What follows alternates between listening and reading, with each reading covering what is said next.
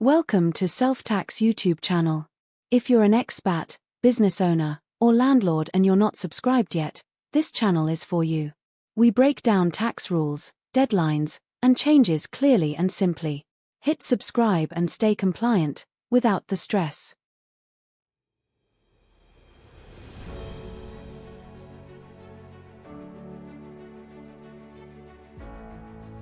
If you sell online, there is one rule that confuses more people than almost anything else. The 30 sales and €2,000 rule. Some people think it means they do not need to pay tax. Others think it means HMRC cannot see their activity. Both assumptions can cause serious problems.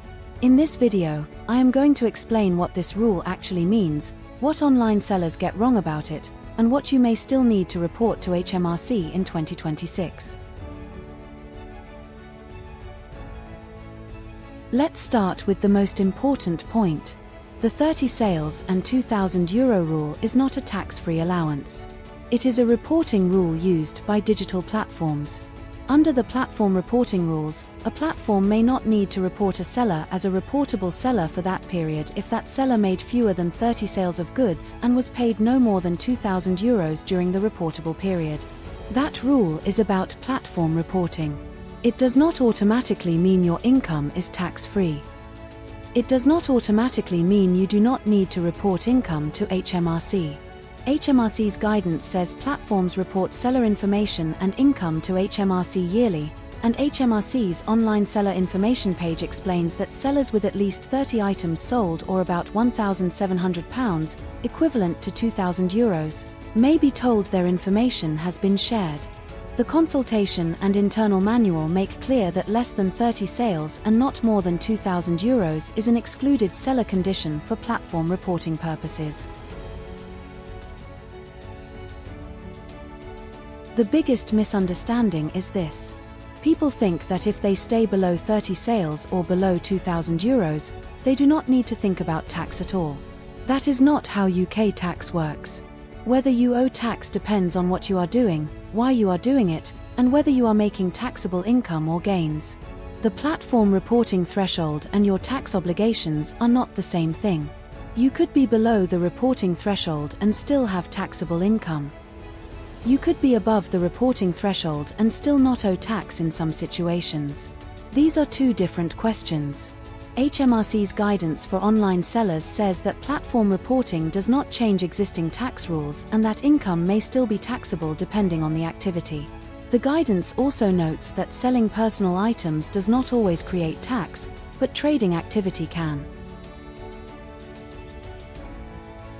So when does online selling become taxable? If you are simply selling your own unwanted possessions for less than you paid for them, that is usually not trading income. But if you are buying goods to resell, making items to sell, flipping products for profit, running a side hustle, dropshipping, or regularly selling with a profit motive, HMRC may treat that as trading. That is where tax starts to matter. And once your gross trading income goes above the £1,000 trading allowance, you may need to register for self-assessment and report it. HMRC's digital platform seller guidance explains that selling personal belongings does not necessarily mean tax is due, but buying or making items to sell for profit can create taxable trading income. HMRC also provides the £1,000 trading allowance rule elsewhere in its guidance and tools, which is relevant to many side hustles and online sellers. Another common mistake is assuming HMRC only sees your sales total. In reality, platforms can collect and report much more. This can include your name, address, date of birth, tax identification details, account details, fees, and the amount you were paid. Platforms are required to collect this information and report it to HMRC by the following January for the relevant reporting period. So if you think online sales are invisible, that idea is now outdated. HMRC's guidance says UK digital platform operators must collect seller details and income information yearly and report it to HMRC by the following January. The legislation summary also states that reporting platform operators must carry out due diligence on sellers, report seller information to HMRC, and provide a copy to the sellers. Let's say you made 20 sales and earned £1,900. Some people would stop there and think they are protected. But if those 20 sales were part of a deliberate business activity, and you were trading for profit, tax may still apply. The platform may not report you under that particular excluded seller condition, but that does not mean HMRC cannot ask questions later. It also does not mean you can ignore your own duty to report taxable income. This is the core problem. People confuse a platform reporting threshold with a tax exemption. HMRC's online seller guidance explicitly says that even if platform reporting does not happen, that does not automatically remove a seller's tax obligations. The excluded seller conditions are about the platform operator's reporting duty, not a blanket exemption from UK income tax. This is where many online sellers struggle. If you sell a few old jackets, shoes, or electronics that you originally bought for personal use, that is usually very different from operating an online business. HMRC looks at the nature of the activity. Are you selling casually, or are you trading?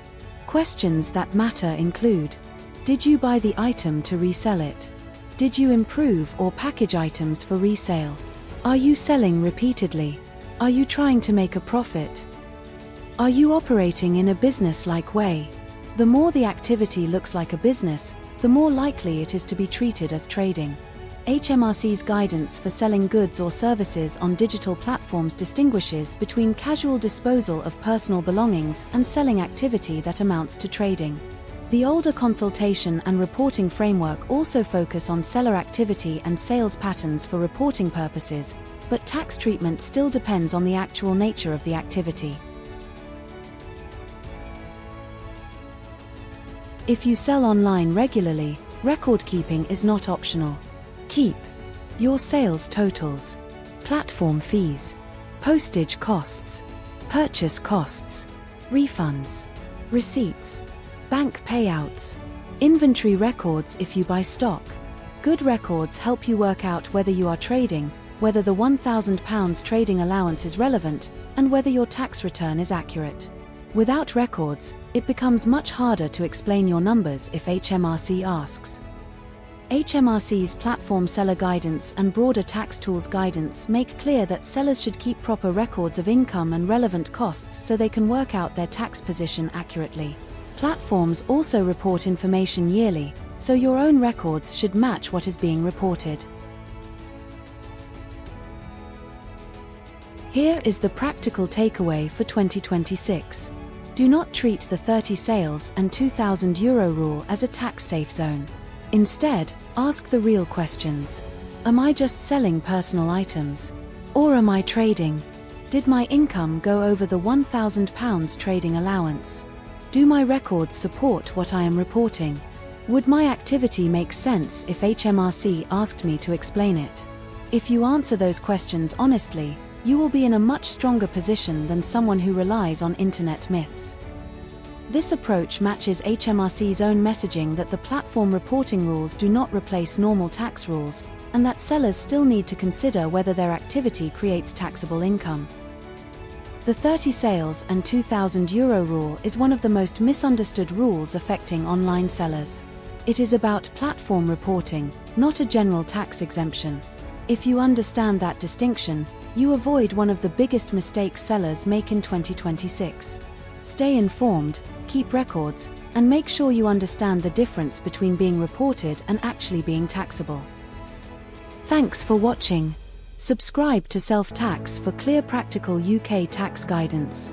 Stay informed, stay compliant, and stay one step ahead of HMRC.